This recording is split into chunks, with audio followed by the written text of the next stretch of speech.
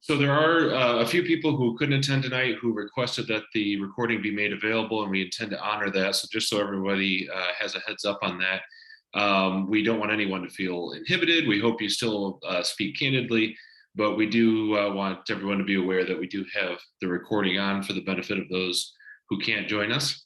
I'm Nathan Bierma, president of SABR Southern Michigan. Happy you all have tuned in.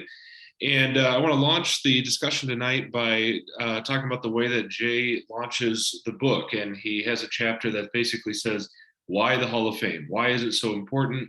It has this silly origin story. It has a lot of controversy about it. So why do we care about it so much? And part of his answer is, I think more or less, if there is going to be a shrine like this, we should make sure it gets it as right as it possibly can.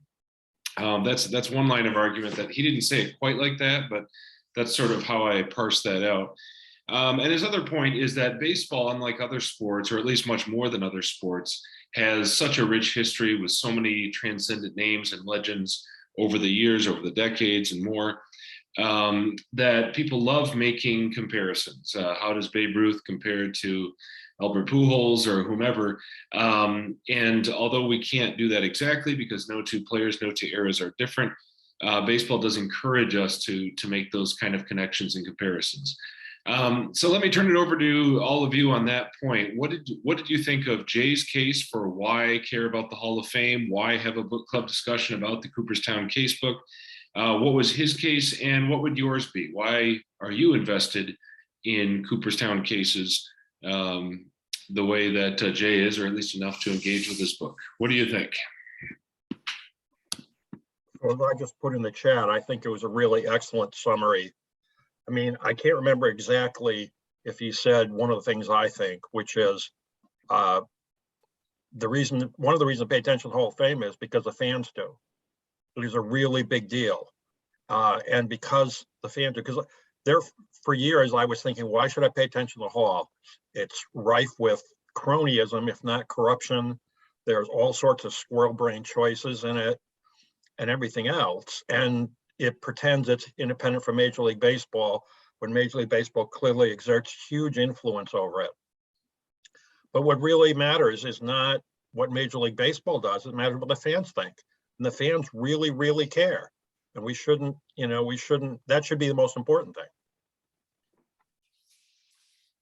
Well put. Other thoughts?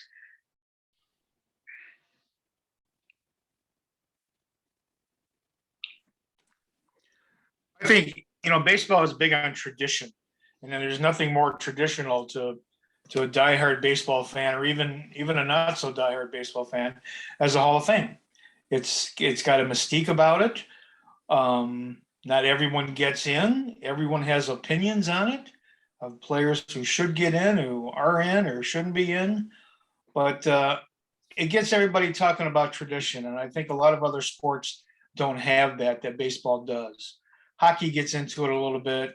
Basketball and football are sort of, they're there, but it's an underlying thing.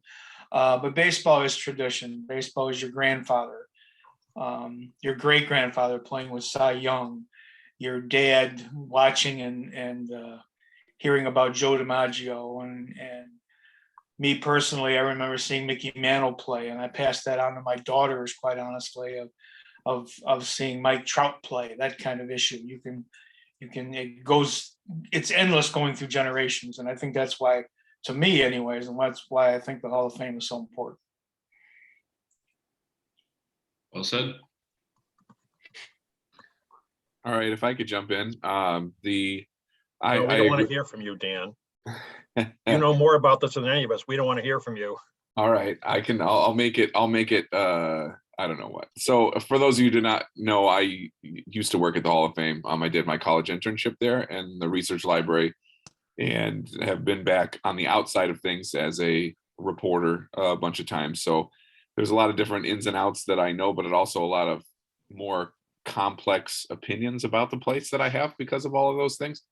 But for me, I think the thing that, and I've tried to go to most of the Hall of Fames, and I pay attention as a sports reporter because we have to, put those things in our newspaper and all that kind of stuff. But the thing that that grips me more, and has been, I've been studying the Hall of Fame election since I was in high school. And what gets me is it's the only Hall of Fame that's insanely difficult to get in for people you think wouldn't. I mean, the Football Hall of Fame had a few year stretch, and it's all kind of like committee wise. So there's a lot more cronyism and other things there in the Football Hall of Fame too, but everybody gets in. I mean, they had a stretch where they didn't really know what to do with wide receivers when the thing exploded. So like Art Monk didn't make it right away. Tim Brown didn't make it right away, and a few receiver things. Lynn Swann took like 15 years to make it or whatever like that. But outside of that, and they all did eventually make it. Everybody's made it. Like there's nobody, I don't think there's anybody glaringly outside any of the other Hall of Fames. I could make a case in the Hockey Hall of Fame that Pierre Turgeon should be in the Hall of Fame and Alexander McGillney should be in the Hall of Fame if anybody knows hockey. But like there's no passion with the who's not, there's no lightning rod candidates. There's no Gil Hodges that has been debated for 50 years. There's no they're not worried about drugs, either performance enhancing or performance debilitating. They're not worried about all of these different factors, and these candidates that get all the support for years, and which is kind of fitting this year because so many of those candidates ended up making it, with Gil Hodges, Jim Cott, Tony Oliva, Minnie Minoso, Buck O'Neill. Like these are candidates that have gotten so much support, and there's been so much support and debate and whatever controversy about why they haven't been in yet and all that kind of stuff. And you just don't get that with the other sports. If Joe Dumars didn't make the Hall of Fame on the first ballot, which he did, but like he would have made it the second time. Like there's no long-standing passionate following by the fans. So there's my long-winded answer on that one. Dan, but you know more about this than all of us put together. Do you know how the balloting is conducted for Springfield, Canton, and Toronto? Like, do they manage the ballot to keep a very small number of people going in, like the Cooperstown does? Well, the football, they try to, it's almost the opposite. They like want to get 6 in every year. So they do theirs like kind of like the era committees do. Most of them do it like the era committees do, where they have a screening process, then they have semifinalists. Some of them have semifinalists, then they have finalists, and then it's a bunch of people in a room voting. So it's not the writers. That's another factor in it. The writers don't really have the same pull in other sports that they do with the Baseball Hall of Fame. They have such a big voice in that regard. So that's another piece of why the Baseball Hall of Fame is so much harder to get into. So let's talk about Jay Jaffe's method, his main metric for evaluating candidates, which of course is JAWS. It incorporates WAR, wins above replacement, but it looks at a player's career total and his peak, his best 7-year stretch, if I have that right. Now, I think Jay takes great pains in the book to say he's not trying to, he explicitly says he's not trying to give a binary yes, no, up, down verdict on each player.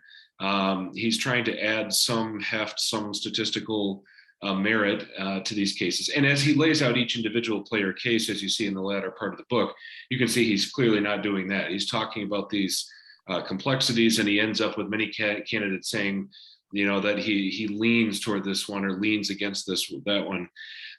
But what do you think about his method, and is it possible and is it desirable to have an objective binary yes, no? Can Jay's method do that if we wanted one, or is it better to leave enough room for some intangibles? Can we really boil this down to a science of who should be in and who shouldn't? I think that you can't boil it down to a science, partly because the standards change over time. When I was young, being a first ballot Hall of Famer was a very big deal. In fact, I did not think that it was a sure thing that Al Kaline will be a first ballot Hall of Famer. Do you think that's wrong, Dan? I thought there was a chance someone might push him to the second ballot because he wasn't Willie Mays or Mickey Mantle. Now people would think that's crazy, absolutely crazy. But back then, a first ballot Hall of Famer was pretty much a god. And K-Line, for as good as he was, and for his career totals, wasn't at that level. So standards change. You think I'm crazy, Dan? I mean, that's a different question, isn't it, Gary? Very cute.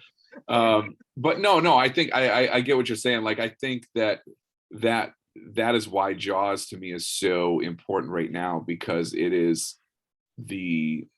what blends together what we're looking at in baseball in terms of value now. Like, there's a good chance that in 20 years or whatever, maybe he or someone else will come out with another book about another formula that'll work for the next couple of, after we start looking at baseball differently down the road. I think that's to me, that's what makes this such a good thing, because it has it doesn't rely on one thing, and it blends overall and peak value, which I think is very important, because that gives a different light to somebody like Tony Oliva, who had a huge peak, but injuries kept him from having the long haul. But it also reversely still rewards somebody like Lou Whitaker, who didn't really have an elite peak, but was better than most people think for a lot longer. So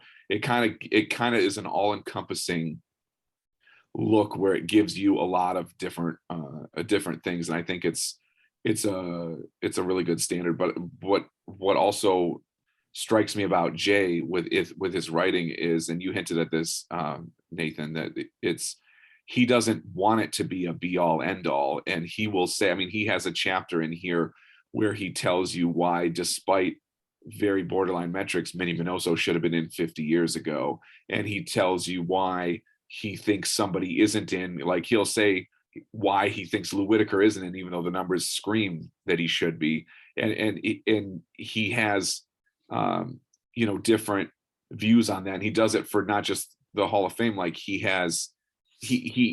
speaks about it like objectively, if that makes sense, like objective of his own formula, because there's he went through like all the MVP winners as far as Jaws ranking and WAR and all this kind of stuff, and he's like, in 1979, like Willie Stargell's WAR was like 2 or 1 point something, because he only played 2/3 of the season. He was hurt, hobbled, he didn't play all this time, but he had all those clutch home runs, and they won the pennant and won the World Series. You can't tell me he wasn't the MVP, even though he clearly wasn't the best player. But him having those kind of, being able to discuss those kind of things and not rely on it as a be all end all, to me is huge. And it makes him seem like even more of a good objective expert about just baseball in general, because he doesn't use the formula for his own, whatever. But he also sees the bigger picture, and he sees that even though there's, his formula shows certain things, but he understands that there's other outside factors that contribute. For me, the genius of Jaws is, of course, bringing those two things together, the peak and the longevity. So you do have a lot of candidates who have high peaks, but not the longevity. And then you have others for whom it's the other way around. I think growing up, I had this just sort of intangible sense that the Hall of Fame was for former MVP types, guys who were clearly head and shoulders above everyone else. Not necessarily that they had to have an MVP, although, as we've said in other settings, the fact that Barry Larkin had the 1995 MVP got him in, and the fact that Alan Trammell didn't have the 87 MVP, although he probably deserved it, hurt him. So maybe some use that as an actual litmus test, but just in general, the idea of the Hall of Fame, I guess I just envision the Hall of Fame as a bunch of former MVP types. And so I really appreciate this effort, and we'll talk about some individual cases of, first of all, challenging that mold. And the Hall of Fame always has had some emphasis on longevity. I mean, even if you go by, well, you have to have 3,000 hits and 500 home runs, even though that's a superficial or artificial metric, at least you can't get there without longevity. I will say it's a little, so obviously I'm pretty motivated to say, let's get Lou Whitaker in. And I think that by any measurement, he belongs in. But when you look at the peak, you look at the, is it called WAR 7? Last time I looked it up, so his career WAR is in what, top 10, top 5, all second baseman of all time.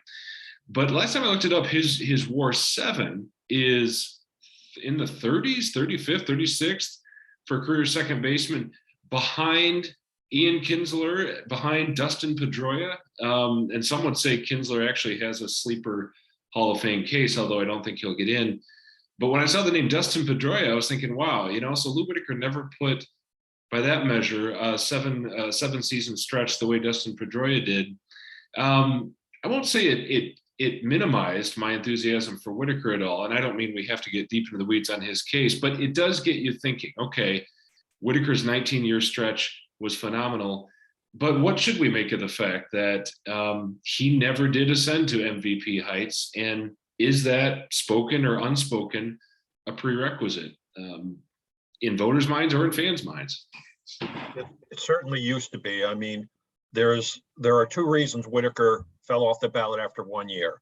One reason is racism. The second reason is he was never remotely an MVP. He didn't even win an ALCS or World Series MVP. And that really hurt him. I mean, I like you thought when I was younger that the Hall of Fame was built for great ball players who were also MVPs or Cy Young winners who were on championship teams. And yeah, you could get some players like Ernie Banks, who was so good that he gets in without being on a championship team. And you get other players who were on championship teams who weren't really great players, but they get in because they have 4 World Series rings or something like that. But you had to do one or the other pretty much. You couldn't just pile up career totals unless you got to the magic 3,500 or 300. And one of the obvious unfairnesses of the Hall of Fame is that 3,000 hits, 500 home runs are never adjusted for a position. It's ridiculous to say Rafael Palmeiro or Eddie Murray gets in because they have 500 home runs or 3,000 hits, but a middle infielder with Whitaker is what is about a little 2,300 hits and 244 home runs doesn't get in because it's a lot harder for a middle infielder to do that.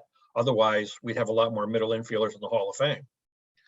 And so I do think that it was true.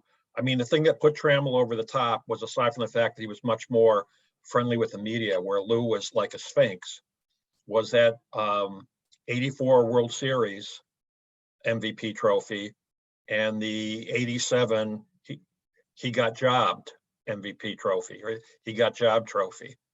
I mean, Whitaker was a slightly better player over his career, and certainly even if that slight difference doesn't matter, he deserved to get in if Trammell got in, but he didn't have those MVP things.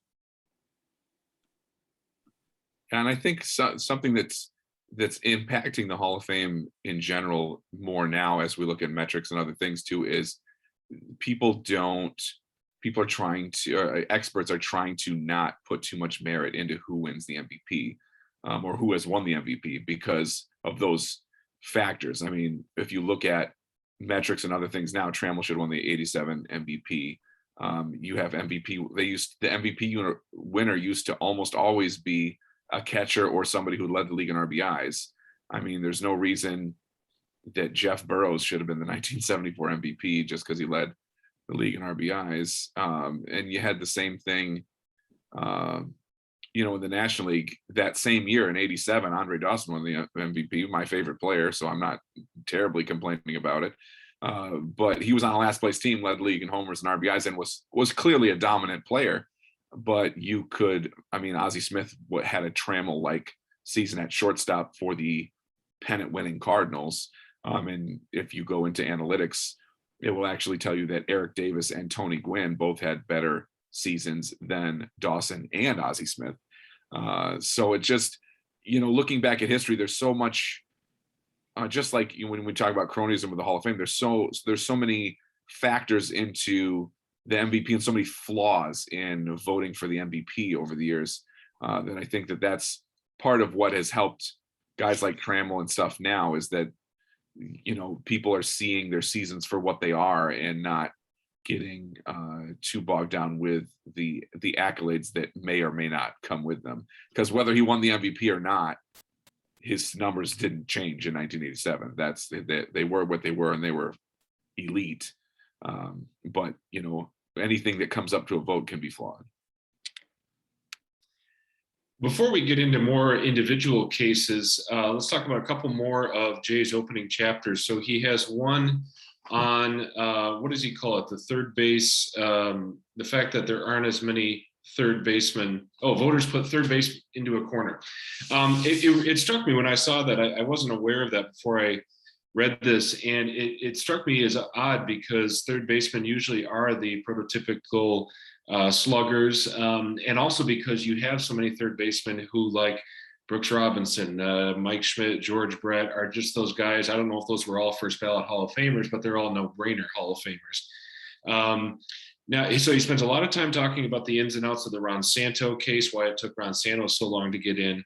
But I'm curious if the rest of you thought, when you look at third base and especially catcher, which is also underrepresented, that might make a little more sense why it's underrepresented. But what reasons do you think Jay gave, or do you think there are, for third base and catcher being so underrepresented? And should there be balance? Should we say, well, okay, if this is a borderline candidate, because it's an underrepresented position, that should favor the particular candidate at that position?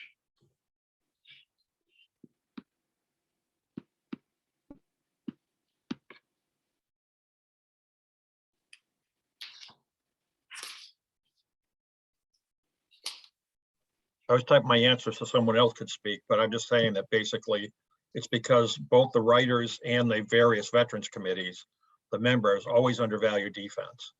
Unless you were just an absolutely acrobatic, spectacular highlight film kind of defender like Ozzie Smith, they just basically, or Brooks Robinson, they basically don't care about defense.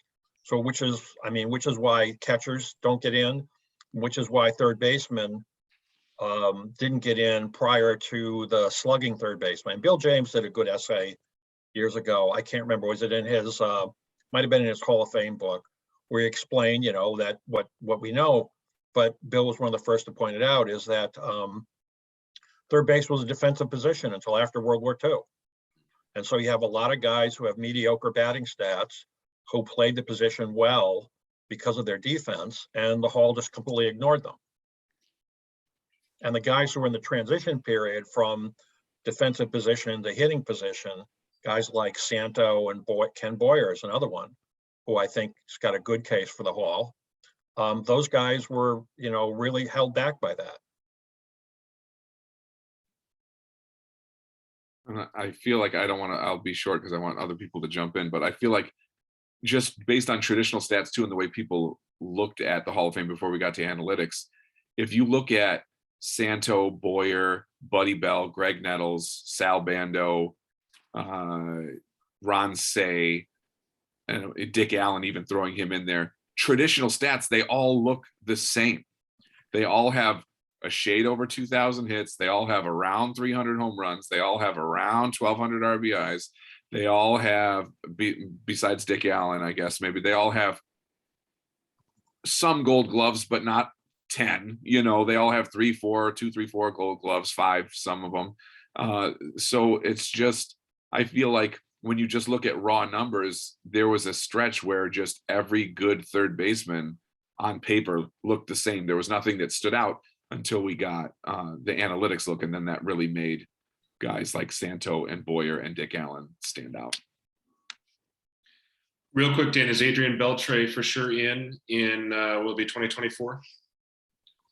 I can't imagine him not. He's got no steroid suspicion, and he's got 3,000 hits, 475 homers, and 10 gold gloves, or 11 or 9 or whatever it is. It would be stunning to me if he did not make it on the first ballot. Any other thoughts from anyone else on these on the position balance questions? I don't know, I forget if it was Jay or if it was Adam Dorowski who said, when you look at Bill Freehand, and in this person's estimation, maybe just on the bubble, but what should tip Bill over the bubble is the fact that catcher is underrepresented. Is that something that should count? Should that be taken into consideration, or does everyone have to get in on their own 2 feet regardless of where they played?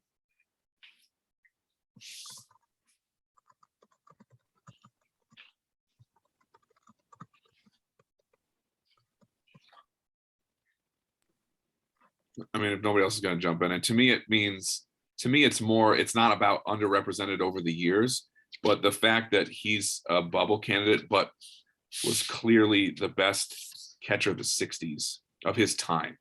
You know, other bubble catchers, we have other bubble catchers. Thurman Munson is a bubble catcher.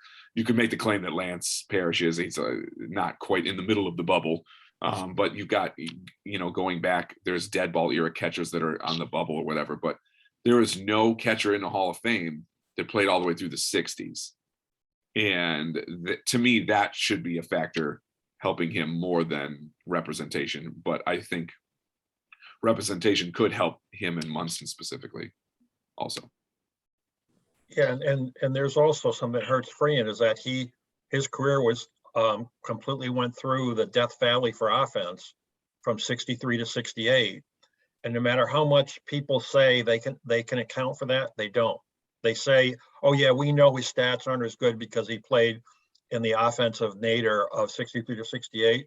But unless you look at the analytics, people do not make the necessary adjustments. You know, they just do not, they genuflect before the home park factor, or they genuflect before he played in the 60s when he couldn't hit for shit.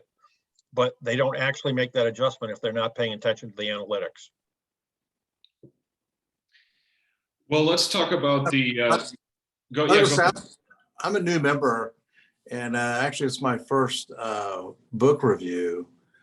But in my other line of work, I don't think that you should weight things in such a way that there's this enormous equity. I think people gravitate to their position because of their skill and their interests and their contribution. And I don't think you should weight the positions whatsoever. I think it's not a weighted thing. I do think that the sports writers usually get it right because they know a lot about their team contribution. And I think that's probably the most important thing. Great, thank you, and welcome. Good to have you with us. I think you make some good points. Can we call you Baron, or we have to call you Doctor? Please call me Baron. I mean, I happen to be a doctor, but my son is a pretty good baseball player, and that's why I'm super interested in this. Also, I was in charge of this huge data set in Texas before, and sabermetrics is exactly where I go to school. Okay, well, welcome. Anyway, you make some good points. I do think the writers get it right most of the time, and they do have a better basis for judging things that aren't obvious or can't be measured, which I do think are important. But they do have systematic blind spots, and one of them is they don't value defense highly enough. So it's true, you can say, and I'm willing to say, I was willing to say that you should adjust the 300/500 standards for position, and you may have been arguing about that. That's fine if you don't, but the point is they're not taking into account how much more important Lou Whitaker's defense is than a first baseman. And they're not taking into account how much more important a catcher's defense is than a left fielder, right fielder, first baseman, DH. And they're also not taking into account how difficult it is to play catcher, how it wears you out. And so you can't have a 15-year career. I mean, minus the freak exceptions like Pudge Fisk and Pudge Rodriguez and a couple of others, Al Lopez, I don't even know who else is up there now. Minus those guys, you can't have a 15-year career where you're at the top of your game if you're catching. And so I think that they should make those adjustments if they're not going to adjust the automatic hitting standards. But I do think you're right. The writers make good choices overall. They just have these blind spots, and they're unwilling to, some of the writers, the old timers, are unwilling to look at new evidence. On that point, Gary, I wonder if it's worth saying, because Jay won't say this out of modesty, and it certainly wasn't him single-handedly, but hasn't Hall of Fame voting at the writers level been really revolutionized just over the past couple decades? I mean, even to the point where, so Whitaker first came up, was it in 01 or 2000? I mean, that was 20 years ago. And since then, there's been an analytics revolution that has finally taken hold. When you look at Tim Raines, Larry Walker, those kind of candidacies, and Dan has talked about before how Jack Morris and others are sort of a backlash to that, but they might be sort of the last dying gasp of an old school. And so now war and defense are on the table for a lot of voters. It certainly isn't perfect. It certainly hasn't come, they certainly haven't done a 180, but I do wonder if it's worth noting the influence of Jay Jaffe and others for just how far they've been able to advance analytics into these conversations over the past 10, 20 years. Jay deserves a tremendous amount of credit. Yeah, it's a game Bill changer. James does too, but Jay, Yeah, Bill James. Pete Palmer as well. I mean, the people who popularized, excuse me, the people who popularized analytics had an influence, even if it was indirect. Yeah. And even if in the case of Bill James, he wrote his book about the Hall of Fame, but it had an effect years down the road, whereas Jay's book had an immediate effect because we're already prepped to pay attention to analytics. For sure. It's definitely a game changer. And the last 5 years have been really showing. And this, I mean, I still think that there was enough people that thought Larry Walker was a Hall of Famer. They had more Coors Field issues, you know, but analytics definitely helped. But I think, and then you had the whole, you know, Blyleven was one, and Tim Raines that really got people. I don't understand some of those. We'll get into that if you want to get into the Blyleven chapter, which I think is amazing. But back to Barron's point about the writers and being a writer, I don't have a vote. Just so you guys know, I don't have a vote. But we can't blame you. Yeah, you can't. But I agree. It's really interesting. But to me, I feel like the writers, when you look at the however many, 100 players or whatever that they've elected over the years, something around 100, there's only about 5 that you can question.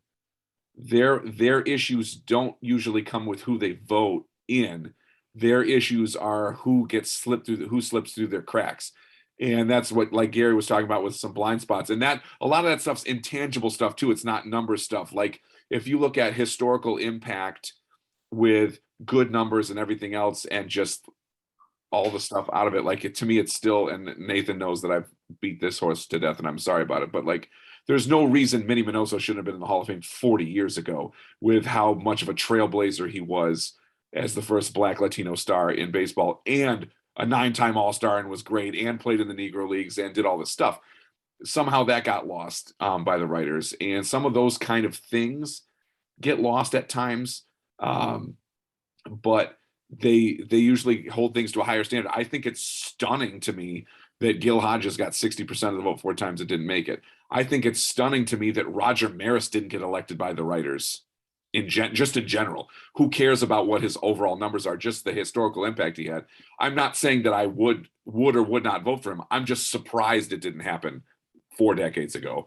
And Curt Flood, obviously there's a backlash about at his time. If he got on the ballot now, I bet he makes it, because people are understanding more of those kind of things now. And I think that's going to help in the long run, because writers now are forced to see the big picture, because it's not all guys with 3,000 hits. And there's so many more layers of things that I think that's a big deal. But it's been groundbreaking the last 5 years, especially. But here's how we'll know for sure. And here's how I know it's groundbreaking. And here's how I know it's going to be there. If you ask any baseball fan, what they think about Scott Rowland, and then really gauge what they remember, he's going to be in the Hall of Fame within 3 years. And it is almost all on the, jaws and analytics and everything train. And I think he absolutely belongs, but it pointed out that we, and completely as fans a little bit, even missed the map, how great he was. I think we did on Adrian Beltre too, except that he reached some big milestones, and that woke everybody up. But the writers are starting to see, have to see more layers of stuff because there's way more layers out there. Well, I think we'd be remiss if we didn't talk about the elephant in the room when it comes to Hall of Fame discussions, and that's the steroid era and steroid linked candidates. So Jay Jaffe lays out the ins and outs of some of these cases in one of his opening chapters.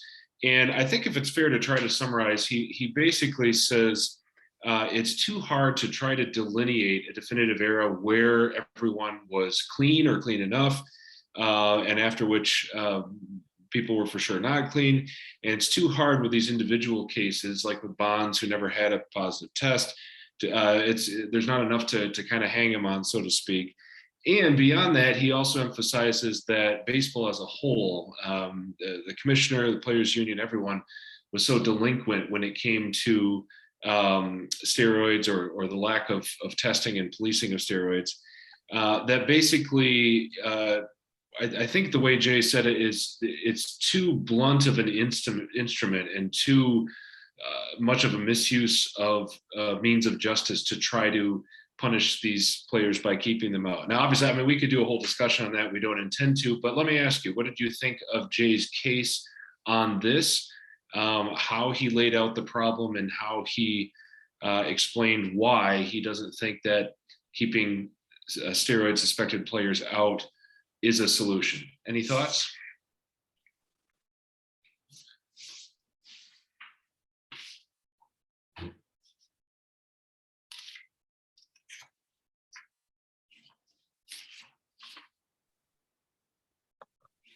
Well, I'll talk again if nobody else wants to speak up. Actually, that's probably the one section of Jay's book that I disagree with him the most. I think that while it's true to say it's really messy, it's no harder to distinguish guys who didn't have a positive test but used, if you want to make a moral judgment. Now, there's a case that we shouldn't be making moral judgments. There's that case. There's a case that once they put in Bud Selig, who presided and benefited from this, and Bobby Cox and Joe Torre and Tony LaRussa, and particularly Torre and LaRussa, who hugely benefited from steroids users, and apparently either didn't see it or just winked at it. In LaRussa case, I think he saw it and encouraged it. It's the most blatant case. Why should we condemn the players? And, the answer for that would be, if you're a writer, you don't have to have the low standards the veterans committees do. Of course, they're not the veterans committees now, they're the era committees, but it's the same dynamic. And so, but I do think that Jay is sort of being a bit facile here. For example, Barry Bonds admitted using steroids. People say he was never convicted, he never failed a test. He admitted using steroids. He says he didn't know they were steroids. Now, I think that's laughably implausible. That's on the level of implausibility of Putin saying he's invading Ukraine to preserve, white Christian civilization or whatever he's up to, whatever the crap he's spewing. Bonds admitted using steroids. So did Gary Sheffield. And if you want to make the moral judgment, I don't see that you need to have them fail a test. Have that the fact they never failed a test means they didn't use steroids. People just skip over that. They admitted it. They just said they didn't know it, which I think is ridiculously implausible. And this isn't a court of law. We're not sending him to jail. When the Pete Rose controversy was boiling over, Marvin Miller, who I have enormous respect for, said that a lot of the evidence in the Dowd report would never get into a court of law. That's true. That doesn't mean that you can't hold it against Pete, and doesn't mean you can't use it to punish Pete, because this isn't a court of law. We're not putting him in prison. Ultimately, he went to prison, of course, for other things. But the point is, we're not putting him in prison. We have a right to say this evidence is good enough for us to say he doesn't belong in the Hall of Fame. Now, some people think that's the wrong choice because of all the scallywags and bad people who are in the Hall of Fame, and that's a compelling argument. I personally think that gambling is different. Gambling on your own team is very different than a lot of the other character flaws. Anyway, so I think Jay is a bit facile there. It's no harder to distinguish guys who failed steroids test, guys who admitted taking steroids but said they didn't know it, guys who almost certainly took steroids. There are other ways to look at that, and it isn't clear cut, but lots of stuff in baseball isn't clear cut. So Gary, your point is well taken that it's not impossible to still look at individual cases and to find satisfactory evidence. But what about the problem that since those guys you mentioned are in, there is a danger now in Bonds and McGuire and Clemens being scapegoated and saying steroids was a Bonds problem, steroids was a Clemens problem, rather than saying it was a systemic problem across baseball? Well, I mean, the steroids problem, because of baseball's hypocrisy and because it put into effect a rule which it didn't enforce, and then it had a rule which it said it was trying to enforce but couldn't, and then it had a rule which the testing wasn't really good. I mean, what do you think is the first year, Dan, testing was really meaningful? Maybe 6, 7, 8, something like that? I was going to say 8 or 9. Yeah, okay, so somewhere in there. I mean, you can't just say it was 2003 or 2004. I mean, there's so many different angles to this. But I just want to say, I should have said this before. I believe 100%, no doubt in my mind, Barry Bonds took steroids and knew he was taking steroids. I would have put him in on the first ballot. Because he actually says when he's, I mean, if you read the history and his statements very carefully, he actually says when he started taking steroids, it was basically in '99. Here is the best player on the planet watching two players, McGuire and Sosa, who are not half as good as he was, except in hitting home runs. And he watched those guys become international superstars and charm the fans while he is sort of being ignored outside of San Francisco. And he says, well, if they're going to do it and everyone's going to say it's okay, or say wink, wink, you know, we know it's steroids are bad, but who cares? Why shouldn't I? And you can look at his career up through 98, and you can see he's a Hall of Famer. I did an essay after the 99 season where I concluded that Barry Bonds would end up being the best left fielder in baseball history. That meant better than Ted Williams overall because of his defense. And that only had 1 year of steroids in it, the 99 season. All that prior was no steroids. So, I mean, I would have put Bonds in. I'd still put Bonds in. It's just ridiculous not to put him in. Any other thoughts from anyone else on how Jay made this case, how he dealt with the problem and articulated his own rationale? I will say one thing that struck me looking back on this is he says, well, one benefit of getting Bonds and others in is it would clear out the ballot for guys like Edgar Martinez and Larry Walker. So we can move on to those guys. And instead, just in the last, was it 4 or 5 years since this book came out, the opposite happened. Martinez and Walker got in, and up until this year, we were still talking about Bonds and Clemens, although now maybe we'll finally get that kind of relief from it. But it's interesting. And of course, you know, cases like these in a lot of, for many of these players, the cases will date quickly. And I think Jay is working on a new edition. He still updates his case studies at Fangraphs, of course, but it was funny to look back at that.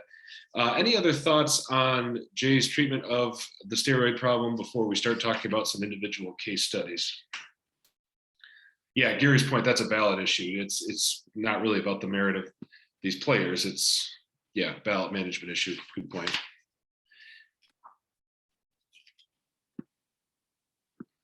Well, let's talk about what I think is the strength of this book, which is having a handbook. I hesitate to say encyclopedia, but a one-stop place to look at all these candidacies.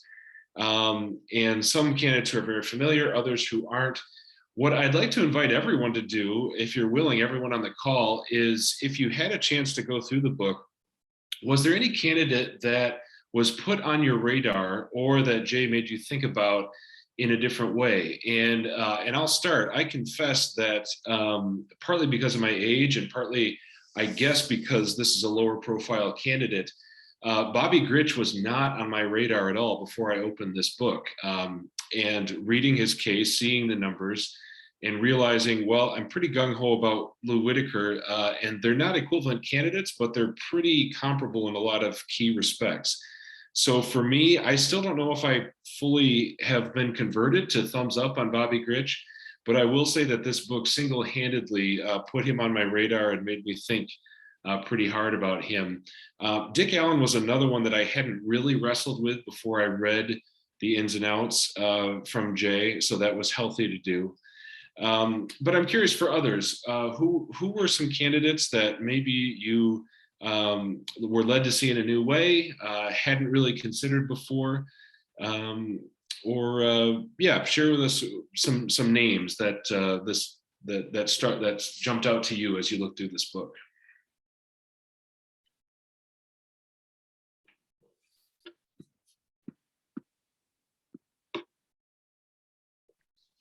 For me, the one who really jumped out at me was Tim Raines. I mean, this is kind of after the fact, he's already in, but his case for Tim Raines was undeniable. It's just amazing. I knew Raines was a good ball player. I realized there was some issues with drugs here and there in the 80s or whatever it was, but he lays out all of Raines's criteria, all of Raines's stats, and boy, they are very, very impressive, including, I'm at the page now where he goes, comparison between Tony Gwynn and him is just remarkable that Raines was that good. I mean, you always thought that Gwynn was on a level here and everybody else down here, but Raines definitely jumped up because of that. That was a real surprise to me.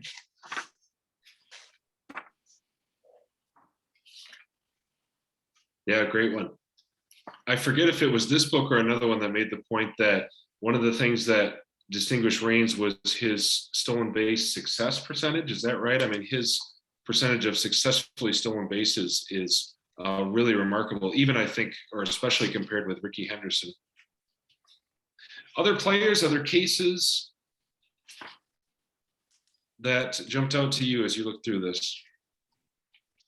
I mean, I agree with you with Grich. Like, he was always somebody that I think that analytics do a really good job of not just Hall of Fame candidates, but showing players we've undervalued as fans, as writers, as whatever.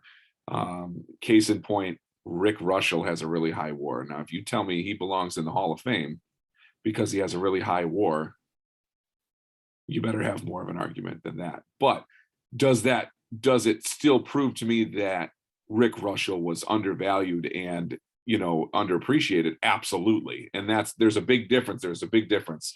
And I always thought Grich was one of those underappreciated players anyway, but this got me to look at him as more of an actual candidate, and I would vote for him now. But one of the really interesting things for me is a lot of these guys played during my time or a little before my time. Grich, I wasn't alive for Grich's peak, and some of these other guys, but I was for Raines and everything like that. The chapter that really stuck out to me, especially looking back now, because first of all, the first thing that strikes me is that he wrote this and Raines made it. I mean, like, Raines made it anyway, but he was a driving force in that. Larry Walker has made it. Ted Simmons has made it. Minnie Minoso has made it. It's happening, which I think is the biggest thing. But for me, Dick Allen is missed by one vote twice, and he was one of his case studies as well. And Lou Whitaker is starting to get some traction. So the influence is really interesting. But Andrew Jones is the one that really that has really jumped out to me. That's his center field case study. And I didn't really fully appreciate Andrew Jones. I mean, I knew he was good. I knew he was really good from a young age. I knew he was really athletic. I knew he was a really good outfielder. And then he ended up hitting, over 400 home runs and stuff. And it's that to me, you put those things together just on old school stats. Well, he won 10 Gold Gloves and had 400 home runs. Well, that should at least get you a good look. Just no matter how you slice it, that should get you a good look. But with all the factors that we have now for defense and all the the range and the different metrics we have for defense, he's like the best center fielder ever, or the second best after Willie Mays, according to all of every number that there is. And when you say something like that and can back it up, and then you add 400 home runs, or whatever to it, to me, that was the biggest shock to me, because I knew he was good. I knew he was underrated, but, and Carlos Beltran is another center fielder in the same kind of realm of things. But when somebody can say something like he's the second greatest defensive center fielder ever after Willie Mays or whatever, and then back it up with some numbers, to me, that really was eye-opening to me, because I thought of him as an extreme bubble candidate, and now he's like, number 1 or 2 on my list on the ballot currently. Yeah, that's a great one. It almost seems like there's a category. I agree. Andrew Jones was pretty much invisible to me as a Hall of Famer during his career. It's almost like there's a category of Hall of Fame players you never knew were Hall of Fame caliber while they were playing. I mean, when I talked about, growing up, I thought it was former MVPs. I remember sitting at Wrigley Field for a Cubs game in the early 2000s when the Cardinals were playing, and Albert Pujols came up to bat, and I was like, this guy is for sure going to be there someday. And I was watching him and just trying to soak in and appreciate the fact that I was viewing a Hall of Famer. Well, Scott Rowland was playing third. I never gave him a thought at all. And now he's still a close call for me, although he has a lot of momentum. It's funny that category exists. People say the same thing about Lou Whitaker. Lou Whitaker played 19 years. At no time in those 19 years did a lot of people realize or think, conceptualize him as a Hall of Famer. So it's funny that category exists, but I agree with you that it does exist, that we can look back and say, hey, wait, we have to appreciate and respect what happened here. I also think another strength of this book is it's not necessarily a book you can hand to someone and say, this will completely convince you that this person should be in, but it definitely is a book that you can hand to someone and say, this guy did not get and does not get the respect that he should. And he was dismissed way too quickly and easily and needs a second look. And that's a worthy mission, I think, for a book to have. And I think this book does that. Any other players that jumped out to you? Could I go back to maybe Andrew Jones? Andrew Jones for a minute. Sure. Looking back, the word underappreciated came up a couple of times. And that got me thinking, all right, whose responsibility is it that we missed out on him, how great he was? And going forward, whose responsibility is it now that the same mistake isn't repeated? We often hear that phrase, history repeats itself. But there has to be, with 30 teams, there has to be maybe one player on each team that's underappreciated. So is it MLB? Is it the New York Mets? Is it the baseball fans? I think the sabermetrics is bringing some of the underappreciated players out. But I also sense that there's somewhat of a resistance for many fans to accept the sabermetrics. And they keep looking back at the traditional numbers of hits, RBIs, home runs, and things like that, which we'll never see probably another pitcher win 300 games or, maybe even hit 500 home runs without getting injured or something. So, how can we be sure that players are not underappreciated? How do we do that? Well, isn't that the role of the writers? I mean, even though we are all our own individual experts, the writers really are the ones that I think have the role of highlighting sleepers or highlighting clubhouse kings or leaders, that sort of thing. I think that's a really good point. I think that's for the writers. I mean, that's their job, like in a season basis. But I think that for when you're talking about somebody, whether or not they had a Hall of Fame career, yes, that the writer stuff can add up to that. But I think it is like Oh, I don't know if I could do a percentage. I think it's 70% the fault that Lou Whitaker's not in the Hall of Fame is 70% the Detroit Tigers' fault. And I think that Andrew Jones is not a Hall of Famer. I think it's 70% the Atlanta Braves' fault. And I think that it's Dick Allen too. Same thing with the Phillies. Like, I think that the reason is because you got to have be like in the conversation about things around when you hit the ballot. And there's no reason, if you think as you're hoping as a Tigers front office person that Lou Whitaker is going to make the Hall of Fame, or Phillies, you think that you're hoping that Dick Allen's going to make the Hall of Fame. They waited too long to do things to honor them. They didn't retire Trammell and Morris's number until he made the Hall of Fame. They're retiring Whitaker's number now only because Trammell and Morris were like, hey, he belongs. Maybe this will get the ball rolling.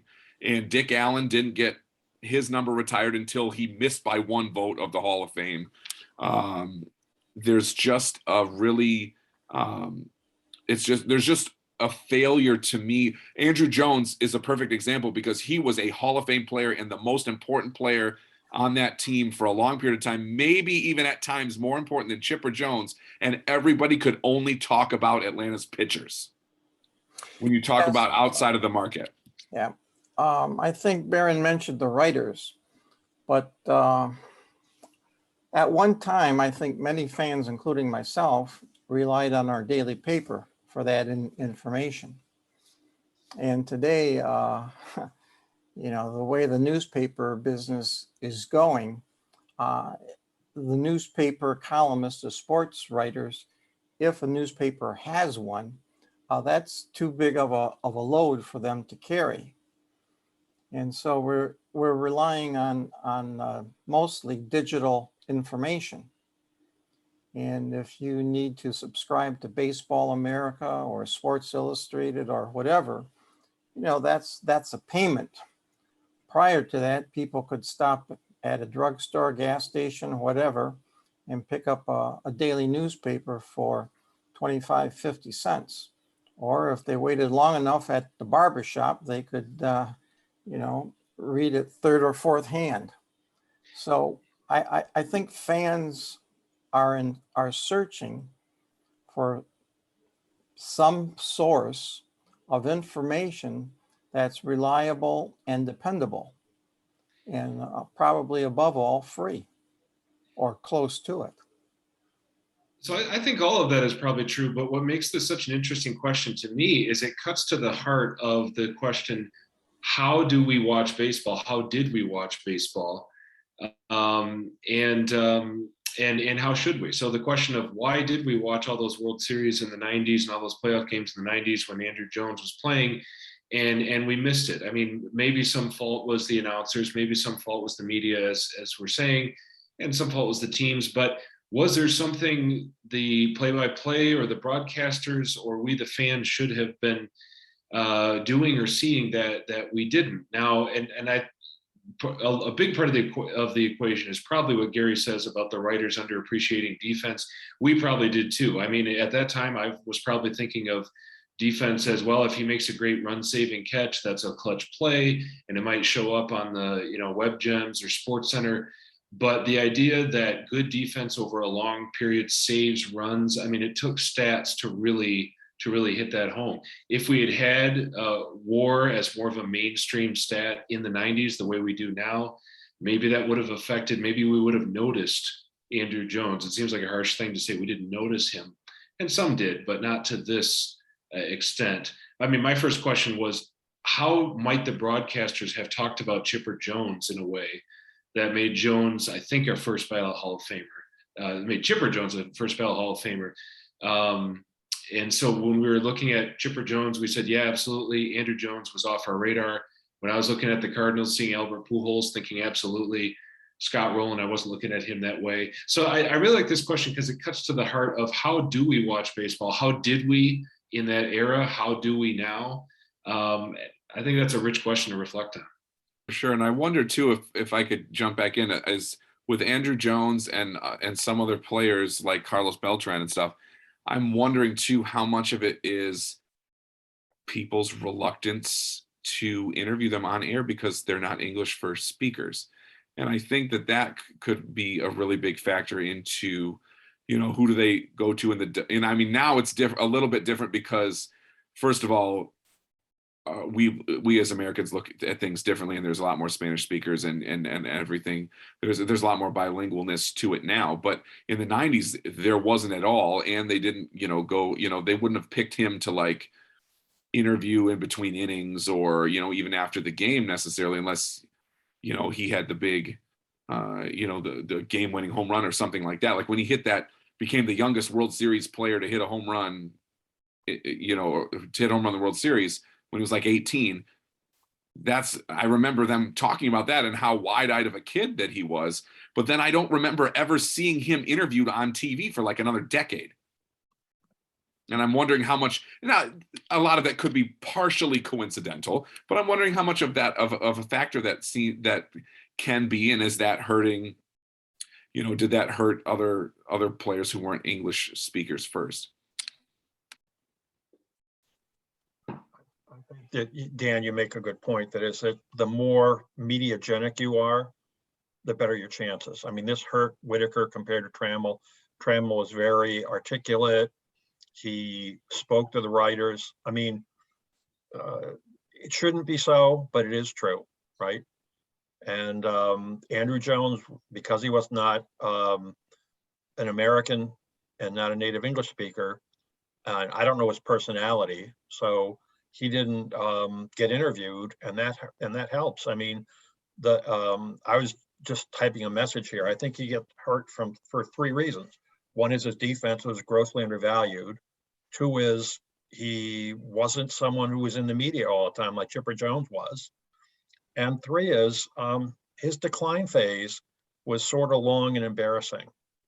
I mean, I had never thought about it before this conversation, but talking about Dale Murphy, I made a comment, I think, in the chat earlier about Murphy. I thought was a lock, a lead pipe cinch for the Hall of Fame and probably for the first ballot. And then he just sort of fell off a table. I actually was in Philadelphia when he was traded by the Braves to the Phillies, and it was astonishing how badly he had deteriorated. He was basically like Captain Ahab trying to play baseball, you know. I mean, his legs, his knees were so bad. And it seems to me, in retrospect, that guys who have either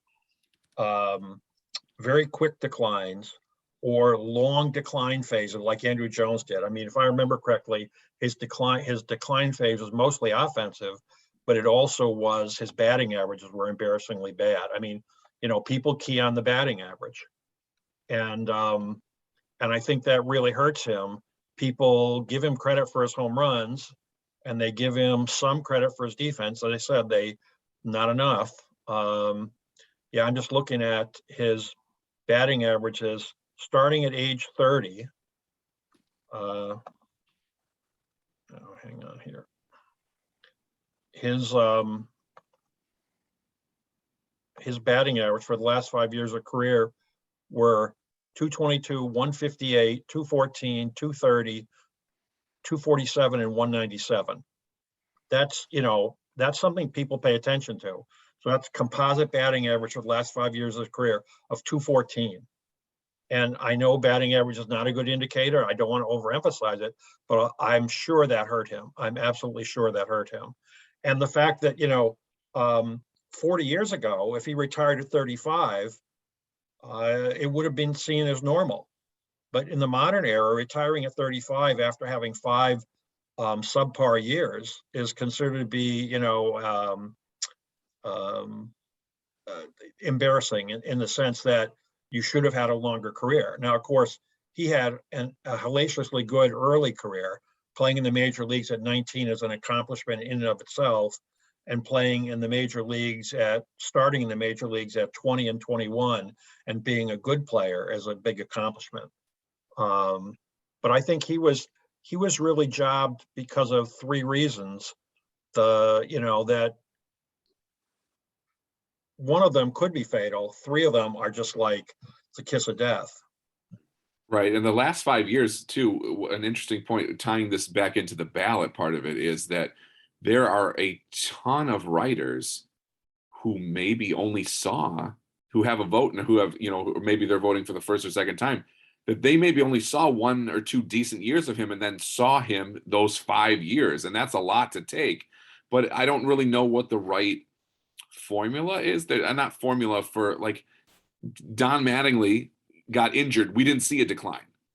He got injured and that was it. And then he didn't make it. Kirby Puckett got glaucoma. He made it on the first ballot. Don Mattingly's still not in. Dale Murphy had a big decline and he's not in. Tony Oliva had no decline but got injured just like Mattingly did. And it took him 40 years to make it because his peak was, people finally realized how good his peak was or whatever. But like, there's no, if Andrew Jones stopped 5 years earlier, then he would have made it, because you don't know that, because then you got Mattingly's case there. It's just a weird bunch of situations, but I'm sure that a lot of writers that have been voting on him only saw his bad years, and they were real bad.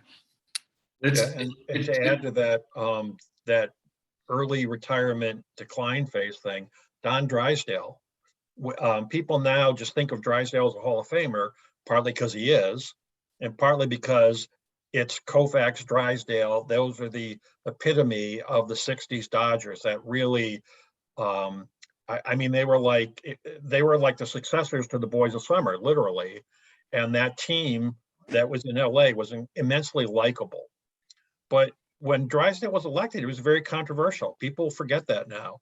He only had, I think, 209 career wins. His win-loss percentage isn't great. And he only won 1 Cy Young, albeit a lot of his career was in the 1 Cy Young per major leagues, or part of his career was in the 1 Cy Young per major leagues phase. And he happened to be pitching with Sandy Koufax on his team, right? But Drysdale, he had that hellaciously good 68, set the record for consecutive scoreless innings. And a year later, he's out of the league. He didn't try to come back. I don't know what his problem was. I mean, it's obvious he blew his arm out during that consecutive game streak. If you look at the record, I don't know whether he could have undergone surgery and come back a year later and pitched, but back then he just decided to retire. And so did Sandy Koufax. But Koufax was so brilliant at his peak that he got in, whereas Drysdale was punished for that and had to wait a long time to get in. And even when he got in, it was very controversial. The question of decline is a really interesting one. And actually, the person I started thinking of as you were talking about Jones's decline was Miguel Cabrera. Now, his decline isn't as bad, I guess, as Jones was. And he had probably made it clearly before the decline, or by virtue of the fact that he's going to get to 3,500. So he's not in jeopardy, but we are. I just looked it up as you were talking, and I think 5 straight years now since 2017 and following, where Cabrera has been at or below, just above or just below replacement level.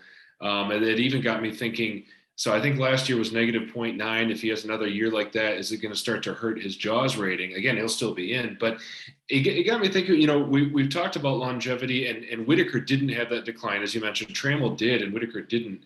But we don't usually distinguish between the good longevity and the bad longevity. And we, the 3,500 provided an incentive to hang in there even after the productivity had really gone away, to just last long enough to get to those milestones. And now maybe I don't know how WAR and other metrics incentivize hanging on. I mean, we talk about Whitaker as a compiler. Anyway, it just struck me as you were talking that we don't usually think about good longevity and bad longevity, but that definitely plays a role.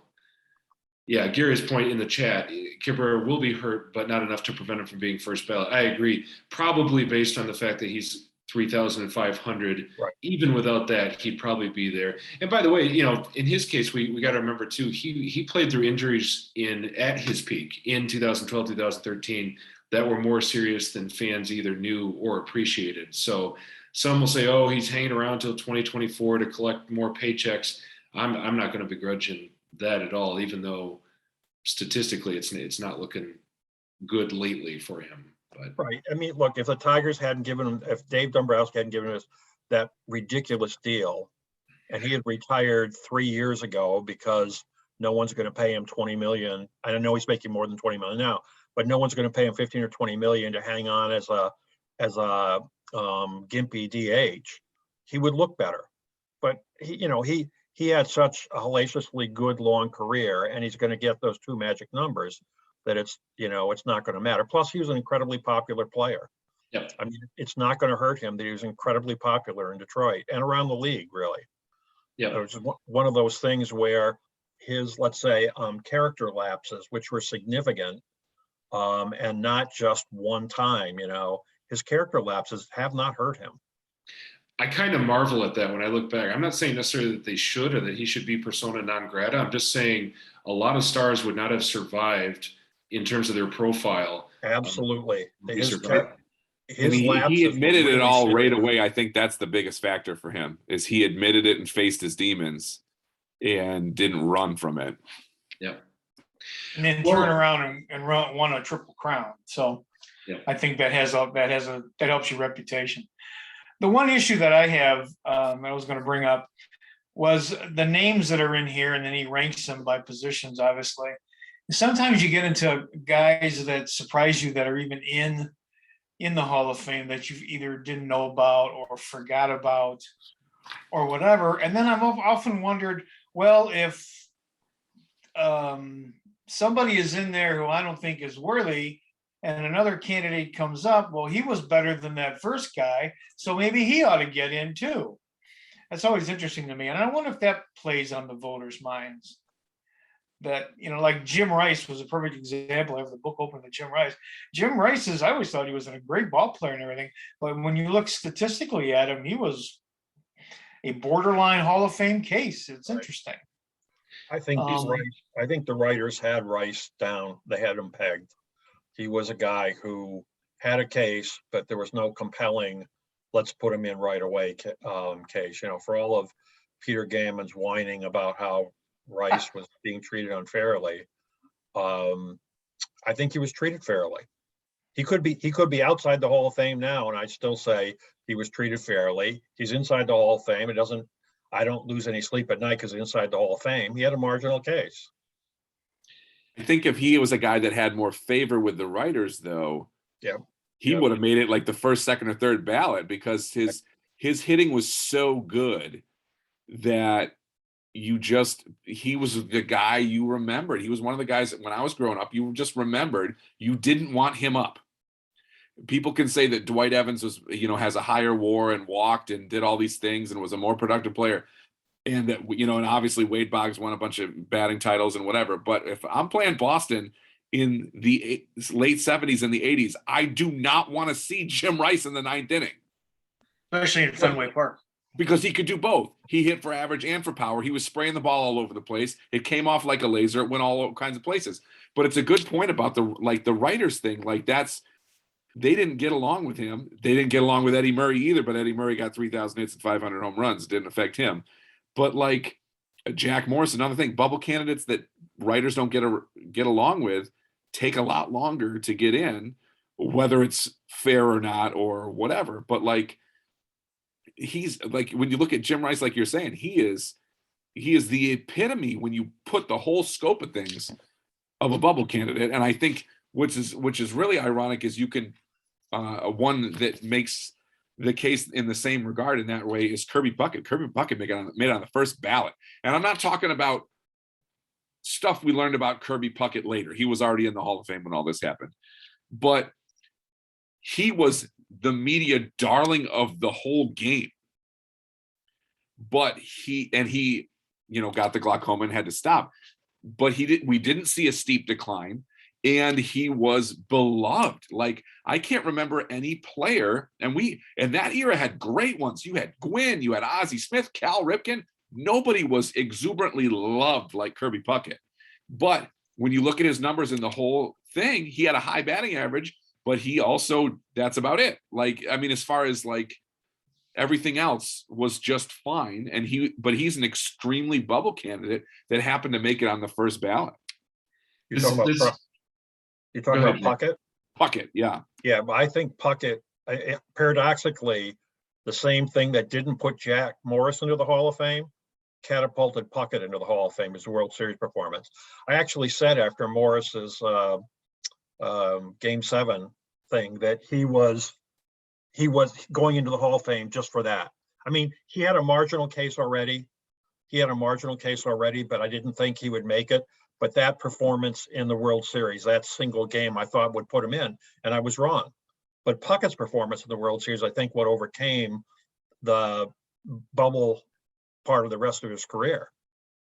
Part of Stan's question is really interesting to me. The question about should the weakest or a marginal person who is in, does that functionally lower the bar? I mean, this question certainly came up with Harold Baines being elected, one of, if not the lowest WAR or JAWS values of any candidate. Came up with Jack Morris, highest ERA of any pitcher in the Hall of Fame, I think. Is it 390? So now do we give everybody, you know, with a long career who came under 390? I mean, you can't possibly.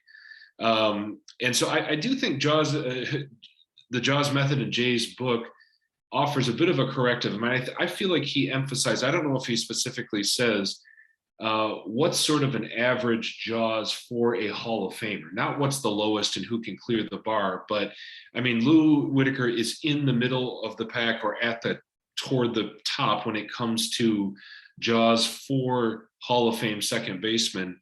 And I kind of like that metric. You have to have basically more or less what should be what is an average-ish JAWS for existing Hall of Famers in order to really make a strong case. I felt that coming through, and I think that's a useful metric. I do think let's land on Whitaker for a little bit, maybe to close out here. Can I jump back just a quick second to the whole Baines thing? I just want to make this point because a lot of people have been all anti-Baines and everything like that, and I went from somebody as analytics grew to somebody who thought he was a Hall of Famer than not. But the argument of him being horrible and the worst selection ever has come up tons over the last few years since he's gotten in and everything. But if you look at WAR and everything else, there are at least 10 worse Hall of Famers than Harold Baines. And that the reason I illustrate that point is it has nothing to do with Baines specifically, but it has to do with the fact that problem has been around since the beginning of the Hall of Fame. There was an outfielder named Tommy McCarthy that made the Hall of Fame in the very early, in like the first 5, 6, 7 years of the Hall of Fame. And he's worse than Harold Baines. Some people think that he maybe invented the hit and run, but they didn't put that on his plaque and they didn't really talk about it. No one's really talked about that since.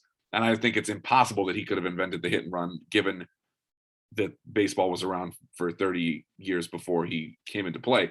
But then there's a lot of players, and some of it has to do with cronyism and stuff like that, but just it's not a new problem for the Hall of Fame. That's my point there. Yeah, true. Great comment from Alan in the chat about as we talk about the postseason, the impact of the postseason and the effect of the Game 7 by Morris. You know, Morris and Smoltz got to stay in for a complete game, whereas today they wouldn't. And Alan's point on thinking about Koufax versus Kershaw, it gets me thinking too. I mean, the postseason, just the number of rounds, as Alan says, is so different. So Jose Altuve is has more postseason home runs than anyone, but how many more playoff games has he played? And then how will that get factored into future cases is a really interesting point. So Jay Jaffe does spend a lot of time talking about Lou Whitaker and advocating for Lou's case. Probably most of us here are sympathetic to that case. But it struck me, Dan, as you pointed out, that going back through this book and some of his star cases, like, can you believe this guy isn't in, now are, Edgar Martinez and some of the others you mentioned, it made me wonder if the next edition of the book would have quite as many cases where Jay would say, can you believe this guy hasn't gotten in yet? Are there enough guys left in that category? There probably are, but sadly, Lou is still in that category. And so what if we ask the question this way? What point out of Jay's case, and as I'm paging through it, it's 7 or 8 pages, so it's a solid case. What key points does Jay make that might convert a skeptic or help clinch the deal with someone who says Whitaker was never an MVP, isn't worthy of Cooperstown? What does Jay's case add to that conversation, and how does it maybe move his case forward? Well, I think one of the things that moves his case forward is Trammell's in there. And as people say, if you put a blanket over their stats, you couldn't tell them apart. It is absolutely remarkable how similar their career stats are. And second, that Morris is in there. I mean, how can you put Morris in and not put Lou Whitaker in? Morris is nowhere near as good a candidate as Whitaker, even if you don't believe in the, even if you penalize Whitaker for not having a great peak. Morris never finished higher than third in the Cy Young voting. He never won an MVP or came close. Even his 2 third-place finishes in the Cy Young they're not close. It wasn't like he was, neck and neck for getting it. One year he had no first-place votes in the Cy Young. The other year he had 2. He didn't win. I don't think he ever won any hardware. He didn't win any postseason series MVP. He was merely a good pitcher for a long time on a very good team, and that's but if you put Morris in and you put Trammell in, how can you leave out Lou Whitaker? And many make the point with Morris that part of his success was the guys directly behind him, Trammell and Whitaker. I haven't looked at his batting average on balls in play, but having those guys behind him, no doubt made him a better pitcher.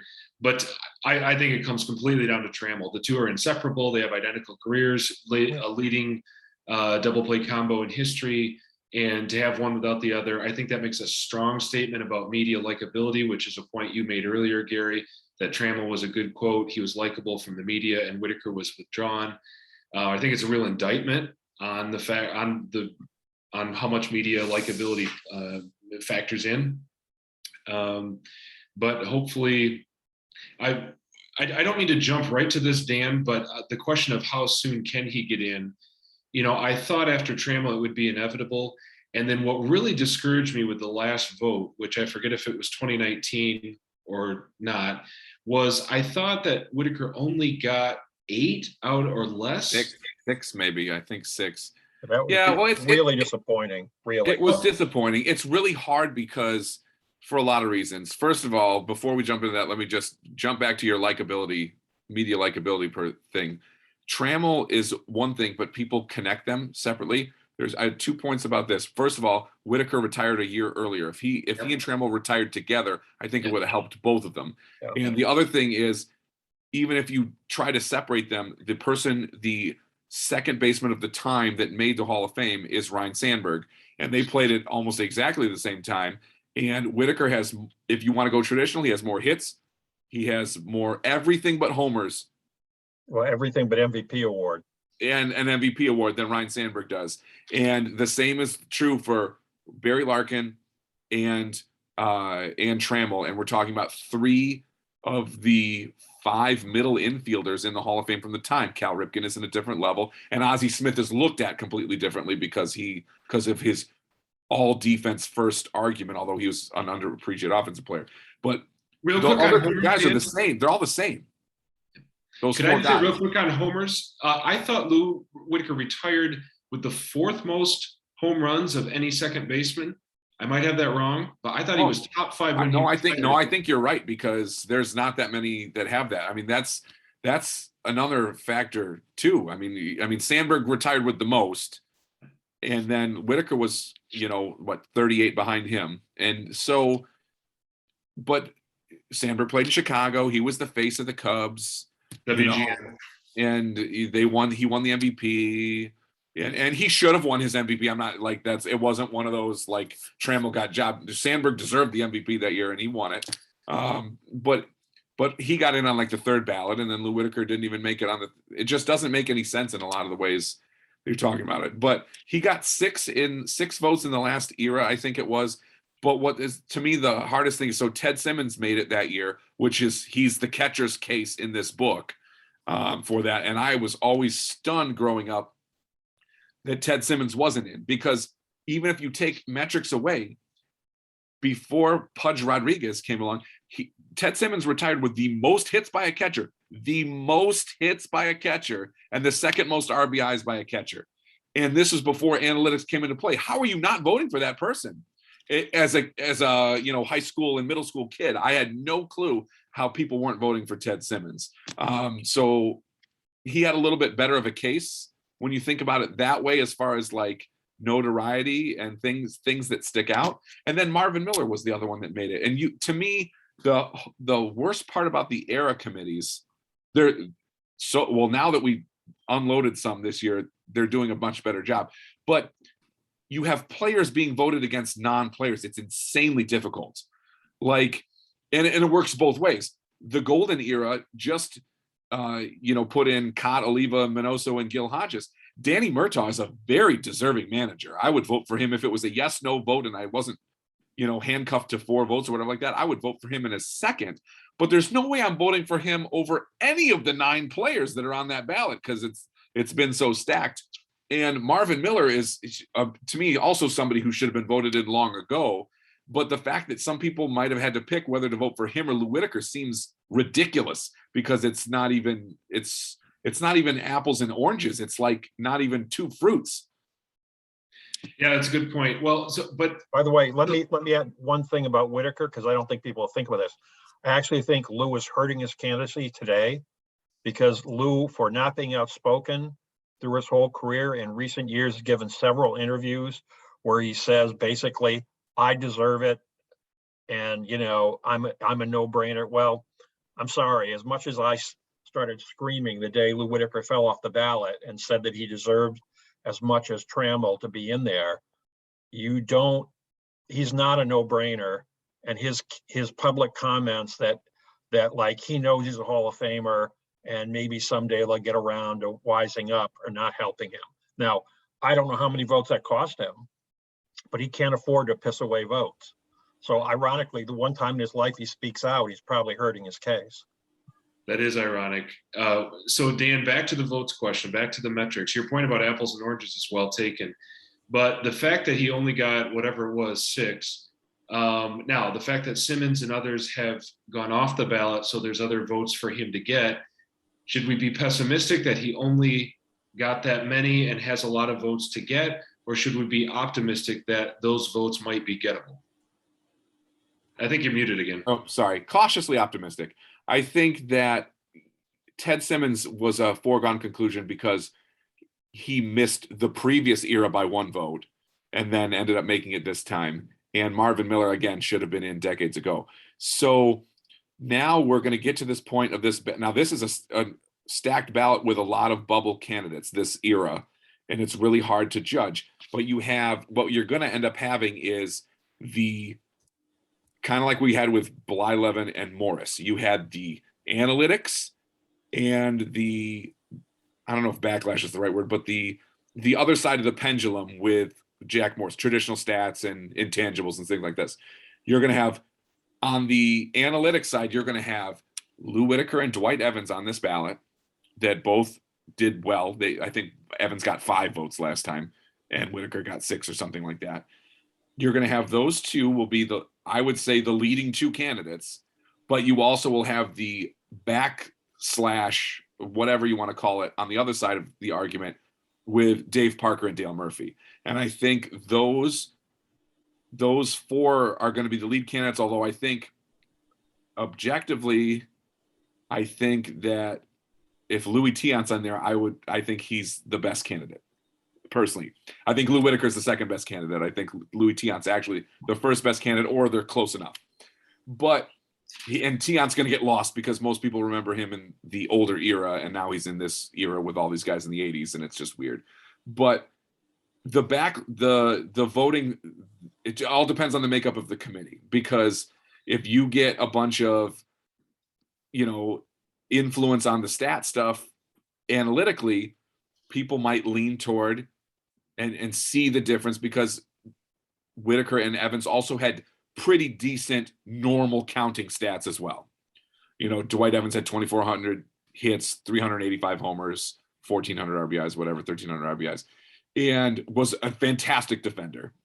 And Lou Whitaker is the same thing. If you put his raw numbers, hits, homers, RBIs, batting average, or whatever, up against second baseman, he's in the upper echelon anyway before you even get to analytics. So the only thing that can hurt them now is if the members of the vote have a more of an old school look, and they specifically go against them and go to people like Parker, Murphy, possibly Garvey. God, I hope not. But those kind of candidates, I think Mattingly will be a finalist. He'll be kind of in the middle. we'll have two new finalists with Miller and Ted Simmons finally making it. And who knows who they will be. It could be Keith Hernandez, I would say, should be one of the finalists. And then who knows who the other person would be necessarily, but it could be a lot of different people. But that, to me, this is Whitaker's, the world we live in with Whitaker now is he and Evans are either going to help each other get in, or the committee is going to use them to get Parker and Murphy in. But I don't think that's going to exactly happen. And just like Morris and Blyleven, I'm okay with all four of them. I don't think that it has to be one direction or the other, but I think that optimistically, there's going to be nobody that joins the ballot that has a stronger case than those four, if you add Tiant. Those five are going to be the driving force of that committee, because when you add Keith Hernandez and you add some of the next people that are going to come in, they're not coming in at that level of support. And I think that that's where we're going to be. So I would say that I would guess that Whitaker gets real close the next time, which will be next year, the end of 2023, and he makes it the following time. That's what I think is going to happen. I'd love it if we made it next time. That'd be great. And I think it's not out of the realm of possibilities, but I think the way those go, it'll be interesting to see how that works. Will it be I don't think, to me, it was interesting that they were one vote different from each other. Just kind of how, if you're voting for Clemens and Bonds, you should vote for both of them, not one or the other. I think that Evans and Whitaker are in that realm. I think that you can't. I don't think you should. I don't think you can really vote for one without the other, because to their position and to their time period, they were exactly the same thing. So if hopefully they help each other. If he's close next vote and gets in after that, are we talking a 2026 vote in 2026? 2026. Yep, 2026. I mean, he's going to be, I think, 70 by that point. I hope he's in good health. But I mean, for one thing, every year that goes by that Trammell's in and he's not feels like a long time. And then additionally, I mean, if God bless him, I hope he lives a long life. But I mean, how long do we have with this guy? Right. Well, I think the Tigers finally helped their retiring his number this year. I think that's actually going to help more than people think. People think that kind of stuff doesn't matter and shouldn't matter. I agree that it shouldn't matter, but it does, because it puts you in the limelight. You're on Sports Center. They're talking about it. Then everybody that has never heard of Lou Whitaker, because they're watching from, Arizona or, whatever, will go look him up, and, and they'll see all the arguments and everything like that. But I think that we're to the point where, in the next two elections, I wouldn't be surprised if Parker and Murphy, the voters kind of linked them and they helped each other get in, and also Evans and Whitaker. It'd be really interesting. The top two vote getters from the last time, though, were Parker and Whitaker, and it'd be one of each. And I think that that's really fascinating, that really could be what happens the next time. It could be one of each, which I think is really interesting, because they're like the antithesis of each other as far as cases go. But again, I'd vote for both of them. Yeah, by the way, I want to say that Trammell is actually helping Whitaker a lot. Trammell's been very outspoken, and because Trammell has such a great reputation, and he's a Hall of Famer, and they are identified as being twins on the field, I think Trammell's speaking out really helps Lou. Morris has been supportive too, but Morris was a pitcher, and Morris is a polarizing figure. Everyone loves Trammell, and the fact that he's speaking out in favor of Lou is one of the things that will help Lou.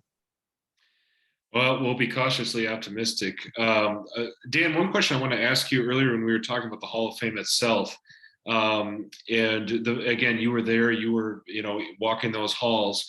I was curious, are these Hall of Fame cases water cooler talk inside the Hall of Fame? Are they closely watching and caring about, maybe this person will get in and not?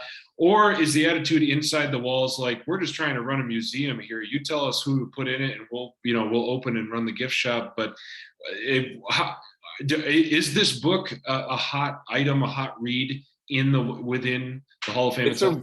This is a really good question, and I do not get asked this very much, and it is a really good question. When I worked there, they kind of steered us to not make any public remarks about Oh, anything. yeah. And so, because they don't want, obviously, the staff influencing anyway or looking favoritism or anything like that. But it was something that we all talked about outside of the building. Okay. So, I mean, maybe sometimes inside the building too. I mean, I worked in the research library, so I was in the back corner and we were with books like this all the time. So, like, we would have little talks about it here and there when we found some bit of research or had a writer coming in, like a lot of times writers will come in to do their book research, as I did when I did my book, and I'm guessing, Gary, you've done some research there too. But if they let you know, they usually let us know when people were coming. So like I knew ahead of time when Tom Stanton was coming to do his research for his Road to Cooperstown book or whatever book he was on at that point. I think he was starting to work on the Ty and the Babe one. But we knew that. So we started kind of looking at his stuff and finding out what, he was going to be looking at. And because we wanted to be helpful, obviously. But also it's interesting because we want to know what people are working on and why. So it was interesting. And I will say, there was a lot of that back then. And I worked there in 2002, was the year Ozzie Smith got elected. And it was way before this, like at that point, 2002 was like Andre Dawson was still 8 years away from making it. And he had already been on the ballot once. Jim Rice had not made it yet, and he still had till 2009, I think, to go. It was before this weird crossroads of things. Bubble candidates were bubble candidates, and there was no analytics, and it was just interesting. But we definitely had conversations about it. I remember after helping Tom Stanton with his book, my boss at the library, the research library, and I went out to lunch with Tom because I was from Michigan and I was helping it. They had me on point with him because we were from the same place, obviously, and hopefully I could help more by knowing stuff. And Tom asked us, myself and my boss, who was one candidate that we thought really belonged.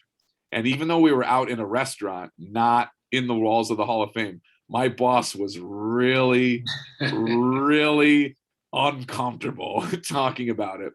And he's a big Cubs fan, and he eventually relented and said Ron Santo. Ron Santo hadn't made it at that point by a long shot either.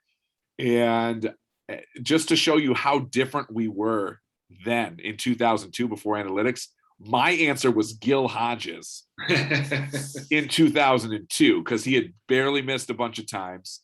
I had been following his candidacy. He still got the most interesting candidacy and ballot life of any I've ever seen, and hopefully will ever see. I hope nobody else goes through what his family has had to go through with all that. But if you asked me even 5 years ago, 10 years ago, when he still wasn't in, he would have been nowhere near the top person that I would have picked. But for the most part, we were more talking about who was close. Yeah. Like Jim Rice was a big topic then because he was close. Andre Dawson was close. Bert Blyleven was not close at that point. So it was just, we had just had like, we were just starting this era too, because 99 had Ryan, Yount, Brett, and Cepeda, but he was from the Veterans Committee. And then we had, Fisk and Tony Perez and Sparky, and then Puckett and Winfield, and then Ozzie. So we were just easing into this, my era of being a kid, basically. And so it was really more discussions a lot of discussions were surrounding Jim Rice and guys that were like who the next possible people could be. We didn't get too far down. We didn't have analytics either. Everybody had their thing, but it's just amazing how, in 20 years, my go-to would be Gil Hodges. And even the year Gil Hodges made it, I would have him like 30th now, but I'd still vote for him in a yes or no, but he wouldn't have been the first name off of my lips. But in the building, it was more like, researching who we think might be next, because we wanted to be knowledgeable about who the next person was. Yeah. Well, it's interesting to get that insight from behind the scenes. And it's also interesting to look back and think, okay, that was 20 years ago. And again, how much has changed for you and your estimation and your look at this, and how much in general with these cases. And so then finally, Gary, speaking of what's changed in the last 20 years, although we don't have the time to get to reopen the question about the 2006 vote and the Negro Leagues, we've had a chance to hear from you on that, and you continue to advocate for Negro Leaguers. I do want to ask you this question, since we're talking about Jay Jaffe tonight. You appeared on his podcast recently. You made your case for your 42 for 21, 42 Negro League players worthy of enshrinement. How, again, on the topic of Jay's book and his work, how receptive and enthusiastic have you found him to be? And how do you find him at weighing that question of, for Negro Leaguers, you might not have all the stats, it might feel like apples and oranges. How skillfully does Jay weigh all those contextual factors when it comes to Negro Leaguers? That's a good question, but I want to correct one thing. We didn't say there are 42 Negro Leaguers who deserve to be in the Hall of Fame. We said there are 42, actually more, who deserve serious consideration for the Hall of Fame. And the reason we didn't say that is because probably none of the 107 or 8 people we sent out ballots to have a vote in the Hall of Fame. And I would not presume to substitute our judgment for theirs. However, I think we can safely say that the people we think deserve a serious argument, a serious discussion about their Hall of Fame candidacy are all deserving. It's easier to say, I mean, we look at tonight. Jack Morris, Harold Baines, Jim Rice, those are the kinds of people that you can say, whether you would vote against them or not, ultimately, they deserve a serious, sustained examination of their career and whether they deserve to be in the Hall of Fame. So I was the one who set up the ballot process, and I insisted it be essentially a nominating ballot, not a, these guys should be in. Like Piper Davis. Piper Davis is a guy who has a really interesting career, but it's not very long. In the major Negro Leagues, only 8 or 9 years. He was a mentor to Willie Mays, manager of the Birmingham Black Barons when Mays came up. But he was only a manager of the Black Barons for a couple of years, one of which is after 48, after they're no longer a major league team. He had a really good career in the Pacific Coast League, but he was already in his mid-30s at the time. I don't know if Piper Davis deserves to be in there, but surely he deserves the discussion. He and his career accomplishments deserve that discussion. So back to Jay. I have a lot of respect for Jay. I'll go back to the fact when he was writing for BP 20 years ago, I felt he was one of the guys at BP who didn't have an overweening ego and didn't let their ego get in the way of their arguments. There were a lot of really smart people at BP. A lot of them have gone on to really good careers, but a lot of them had these really sort of like, hey, I'm hot shit. You should listen to me because I'm so smart, not because my arguments are so good. Dan is nodding his head, so I get at least a little support from that. Jay was Mr. Level-headed, Mr. Modest, and he is, I think, had one of the best careers of all the older BP guys. And I think he's done a tremendous job supporting further consideration for the Negro Leaguers. I have to say, I have not examined carefully what he said about individual players. And that's because, to me, this is somewhat of a moral crusade. We just actually had some friends over last night, and we just watched Man of La Mancha, the movie. And I actually thought it was the 72 movie, Peter O'Toole, Sophia Loren. I thought it was a dreadful movie. But that, of course, song, you know, the Impossible Dream song. And I feel like this is like my quixotic quest. The Negro Leaguers deserve better from the Hall of Fame. What the Hall is doing is not well thought through and not remotely fair. It's not a conscious attempt to penalize the Negro Leaguers, but it's sort of like the way MLB operated until 2020. It's like, yeah, isn't it too bad that they were discriminated against, but we can't do anything about it? Well, actually, you can. And the 2006 election was a big step in the right direction. It really was. But it was wrongly pigeonholed as being the be-all, end-all, nobody else gets in, we've made that decision. Well, that would be fine if they'd stop considering white guys from the 1920s and 30s, but they haven't done that. And that would be fine if the early baseball committee was voting on Negro leaguers every 2 or 3 years. But they set it up so the early baseball committee is now voting on players every 10 years.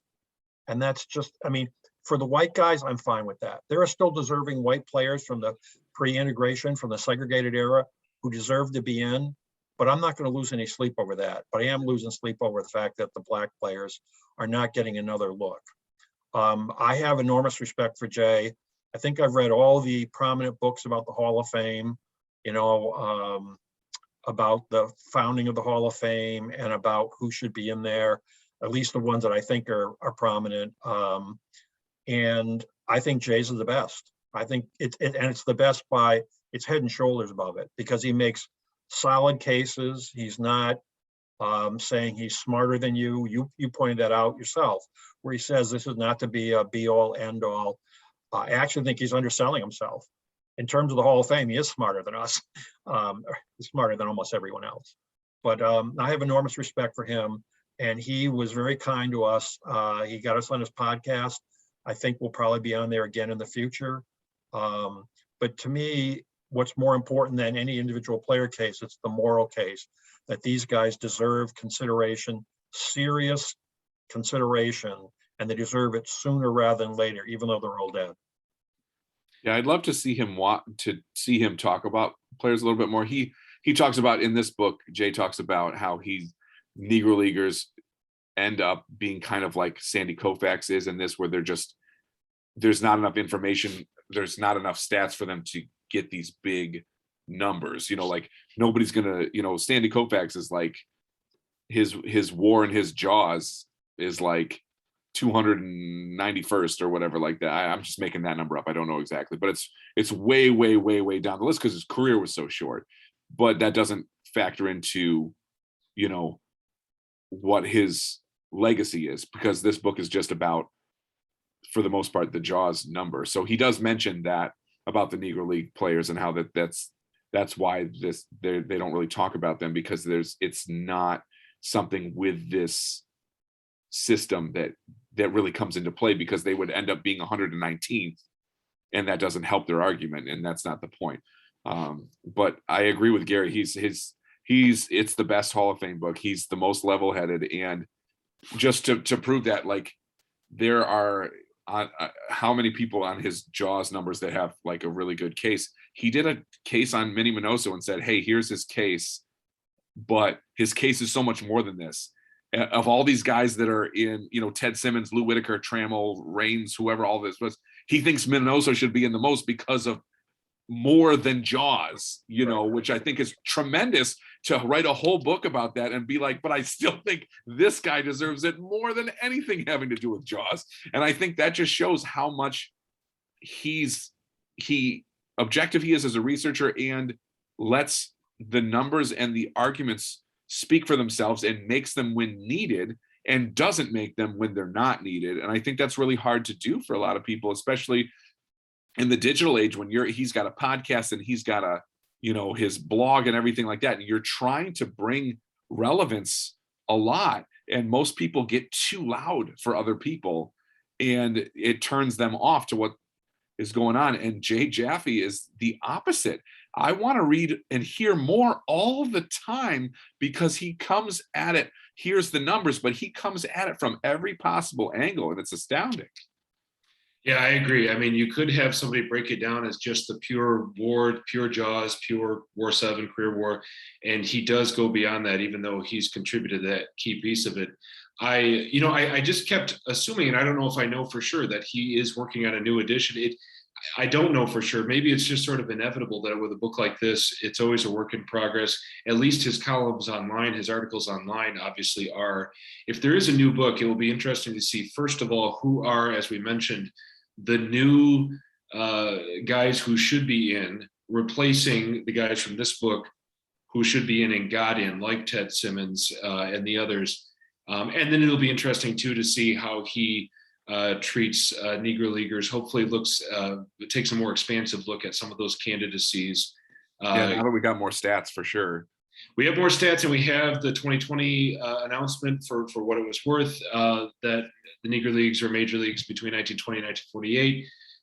That feels like a game changer for conversations like this in getting new spotlight on some of these cases. As we said, the strength of this book and the strength of looking at deserving Black players from history is not necessarily this person should for sure be in, but this person should be looked at seriously, and here's why. And that's the strongest case that Jay or maybe any of us can make when looking at a player in history.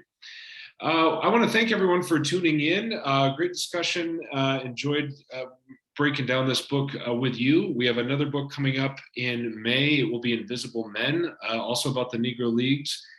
And we look forward to that discussion. We'll have more information as that event approaches, but time now to get that next book and be prepared to discuss that. In the meantime, thanks everyone for your contributions. Thanks for tuning in, and we will see you next time. Okay, thanks, Nick. You did a good job tonight, or good job moderating. Thank you. Thanks Great. for the discussion.